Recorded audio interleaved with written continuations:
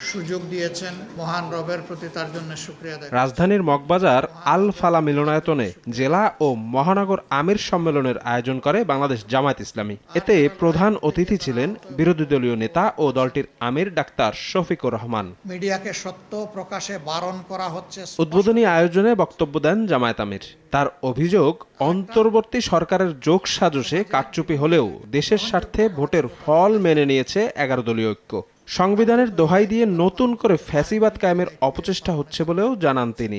নির্বাচনী ইঞ্জিনিয়ারিং হয়েছে, যোগসাজশের মাধ্যমে ব্যাপক অনিয়ম করে জনগণের প্রত্যাশার কবর রচনা করা হয়েছে। ইতিহাস হয়তো একদিন এই নির্বাচনের পোস্টমর্টম করবে, সেদিন আরো চুলচেরা অনেক জিনিস বের হয়ে আসবে, সুস্থ রাজনীতির বিকাশ করবে। আমরা সেই সুস্থ রাজনীতির ধারায় হাঁটছি বলেই এত বড় দলীয় বা জোটগত ক্ষতি আমরা মেনে নিয়েছি বৃহত্তর স্বার্থে। যে যে জায়গায় সংবিধানের বর্তমান অবস্থানকে পরিবর্তন করার জন্য অধ্যাদেশ জারি হয়েছে, সেই জায়গাগুলো বিএনপি বদলাতে চায় না, অর্থাৎ ওই জায়গাগুলো রেখে দিয়ে ফ্যাসিবাদী কায়দায় তারা হয়তো দেশ চালাতে চায়। বাছাইকৃত কাঁচামাল ও স্বয়ংক্রিয় ইউরোপিয়ান মেশিনে তৈরি হয় all time honeycomb, all time healthy life.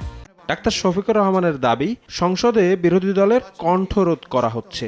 জ্বালানি ও স্বাস্থ্য খাতে সরকারের অব্যবস্থাপনার সমালোচনা করেন তিনি। আমাদেরকে যখন সংসদে ন্যায্য বিষয়ে কথা বলতেই দেওয়া হবে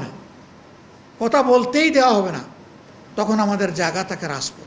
কারণ আমরা জনগণের দায়িত্ব নিয়ে তো সেখানে ঢুকেছি, জনগণকে কথা দিয়েছি, সেই কথাগুলোর বাস্তবায়ন হচ্ছে না, কথা বলতে দেওয়া হচ্ছে না।